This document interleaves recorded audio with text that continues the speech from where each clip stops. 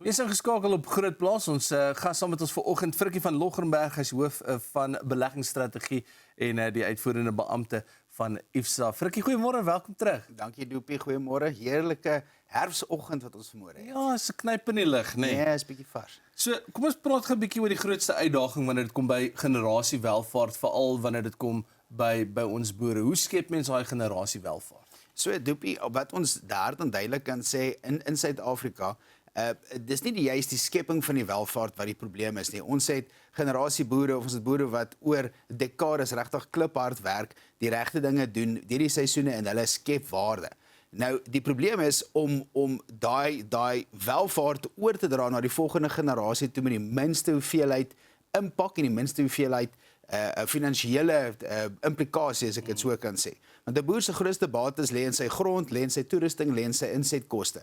So jy moet 'n ordentlike struktuur bymekaar hê, kapitale beplanning of kontantbeplanning wat jy moet uiteindelik uitsit en 'n uitvoerbare testament. Want ons het al gesien, daar is waar die gapentjie lê. As jy nie beplan nie, dinge gebeur nie net sommer net van self nie.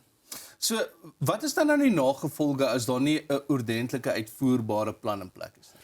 Die kort en die lank is, dit gebeur nie reg nie. So daar's 'n pap wat op die grond val, daar's waarde wat verlore gaan. So jy moet heel eers gaan kyk, hoe lyk jou persoonlike struktuur, hoe lyk jou mense om jou?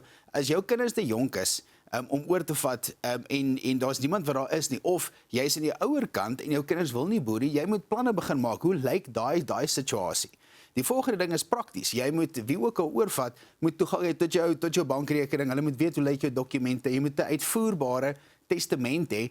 Verkieslik 'n testament, anders daar's nou weer 'n intestate situasie wat daar uiteen sit. En dan moet jy gaan kyk dat die staat gestaan bakkant en kyk, hy lek sy lippe af, want daar's kapitaalwinsbelasting, boedelbelasting en oordragskoste met eksekuteursfooie wat ook moet betaal word as daar iets met jou gebeur. So ewe skielik het jy 20 of 30% uit jou stelsel uit.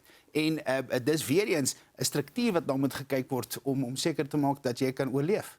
Jy noem nou interstaat. Is dit nodig vir die staat om betrokke te wees? Ons wil nie graag nie, maar dit is maar skus, een van daai dinge. As jy nie 'n testament het nie, die groot dan is daar 'n interstate intreding. So daar's wetgewing wat dit nou reguleer. So hulle kan nie net jou plaas vat en maak wat hulle wil nie. Daar's sekere wetlike aspekte. Maar verkieslik kry jou testament struktuur reg, toets dat dit uitvoerbaar is en dat dit nie teengestaan word nie, en dan het jy nie daai tipe van inmenging nie. Nou, gee gou vir ons 'n bietjie 'n praktiese voorbeeld met al die goed wat jy genoem het van die finansiële impak wat dit kan hê op 'n persoon.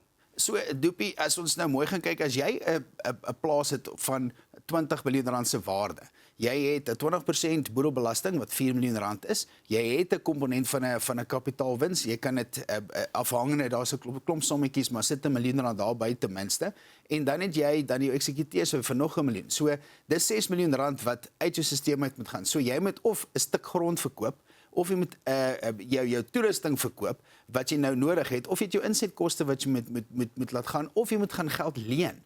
So as jou beplanning en jou struktuur nie reg is dat jy daai finansiële impak, daai 6 miljoen rand uit jou stelsel uit kan haal en nog steeds voortgaan nie, het jy definitief iets nodig. Jy het hulp nodig om daarby uit te kom. So Frikkie, hoe kan iemand julle onafhanklike adviseurs kontak om hulp te kry, sou hulle nog nie al hulle goedjies in plek het? So Doopie, die goeie nuus is, elke liewe probleem wat ons nou of challenge wat hulle so sê wat ons nou na gepraat het, kan uitgesorteer word as mense ons kontak. So dis eenvoudig. SMS die woord kontak na 48422 en dan staan ons reg om die welvaartskepingsproses te help bou. Waardeer dit, Frikkie, altyd lekker dat jy kom kuier. Frikkie van Loggerenberg saam met ons vanoggend op Groot Plaas om 'n bietjie te gesels oor finansiële beplanning, soos wat Frikkie nou gesê het. Om direk met IFSA te gesels, SMS die woord kontak na 48422. Ons is nou weer terug op Groot Plaas net hierna. Welkom terug hier op Groot Plaas. Ons volgende gas saam met ons vanoggend, Misha Patterson, en sy is hoofuitvoerende beampte van SATU om te gesels oor Suid-Afrika en die tafeldryfbedryf. Misha, good morning. Welcome to Groot Plaas. Goeiemôre Doopie en dankie vir die geleentheid. Good morning everyone. So apparently this year started really well for the table grape industry. What's been driving this very positive start?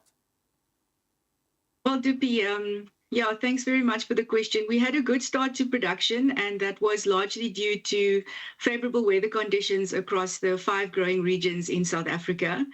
There were a number of headwinds that the industry also faced this year, though. Some of the challenges included weather-related impacts, logistics delays, and geopolitical events like the tariffs and more recently, the conflict in the Middle East.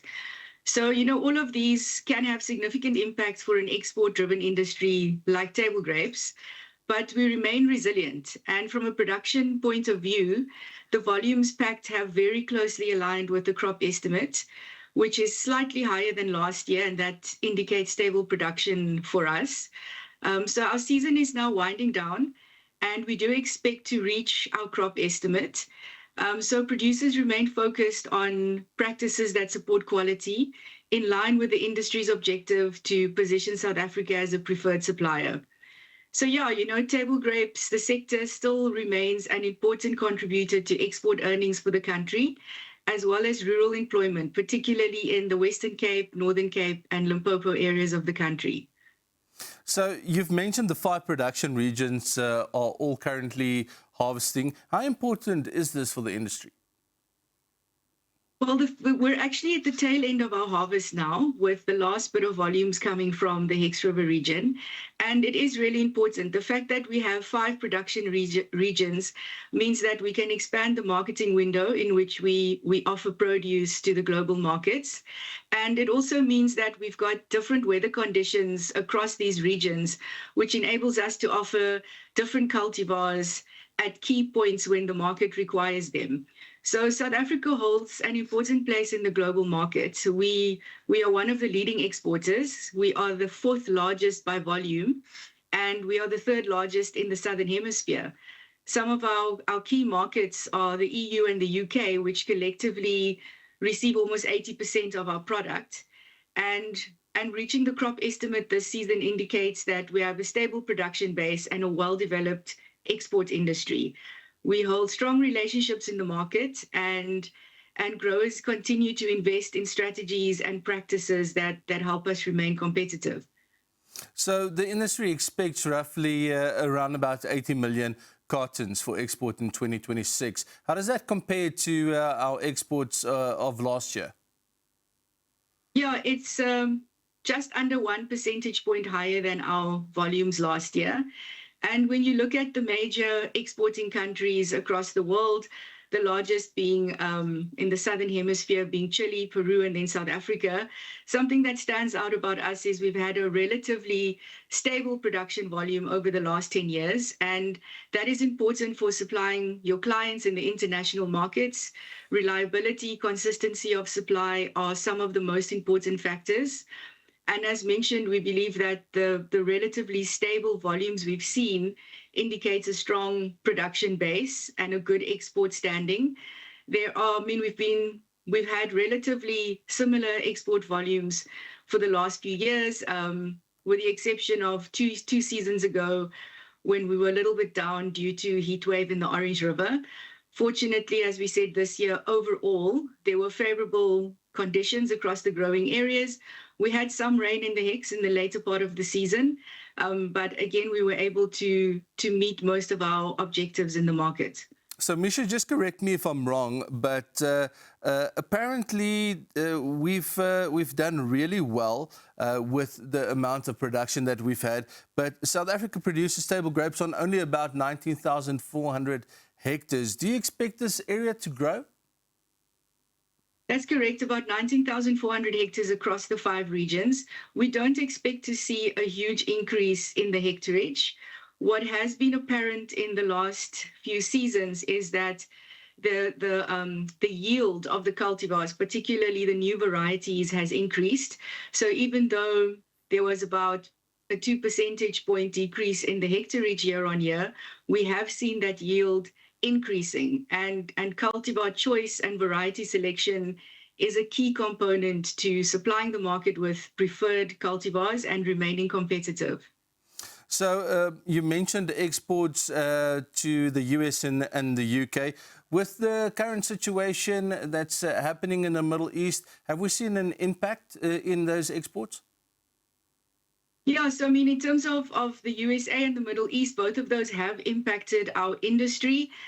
In the USA, the industry's done a lot of work in the last few years to establish our presence there, and we were seeing really good growth. The last 2 seasons, there was more than a 50% growth year on year on our exports to the USA.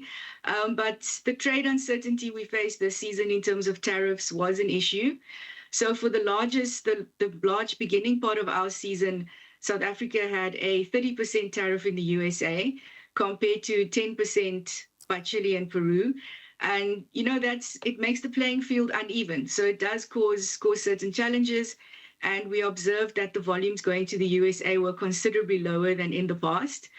For the Middle East, this is something that has come at the tail end of our season. However, it does create significant impacts in terms of extra costs that will be added.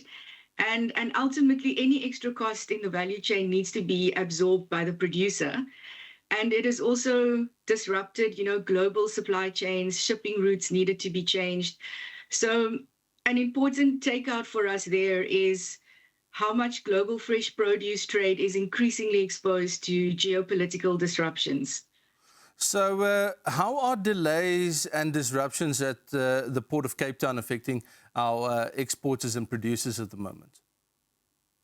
Yeah, you know, port efficiency is a crucial factor for time-sensitive export industries like fresh fruit. And when things don't go well, it poses a huge risk to the industry. During the early part of our season, there were significant disruptions at the Port of Cape Town, which included weather-related stoppages. November recorded more than 400 hours of wind, which is well above the 5-year average. And in addition to this, there were also various operational challenges at the port that contributed to delayed logistics. Now, these delayed shipments mean that fruit arrives in the market later than expected. And this season, we experienced what is referred to as vessel bunching, where you've got large volumes entering the market at the same time, rather than being spaced out as planned. Now, this creates congestion in markets, and it also puts pressure on the cold store facilities, which struggle to handle the influx of fruit. So in some cases, product that arrived in the market was not in the same quality that it was packed due to extended transit times. And this has a direct impact on prices and returns. Not an ideal situation because, again, all costs are ultimately absorbed by the growers. So the industry is very concerned about ongoing port performance because if logistics reliability doesn't improve meaningfully and quickly, it could undermine the long-term competitiveness of fruit exports. Thank you so much for your time this morning. We really appreciate it. Misha Petersen, hoofuitvoerende beampte van Nesati om te gesels oor ons tafeldrywe en natuurlik die tafeldrywebedryf. Dit is al waarvoor ons tyd het. Ons hoop jy het geniet en ons sien mekaar weer môre op Grootplaas.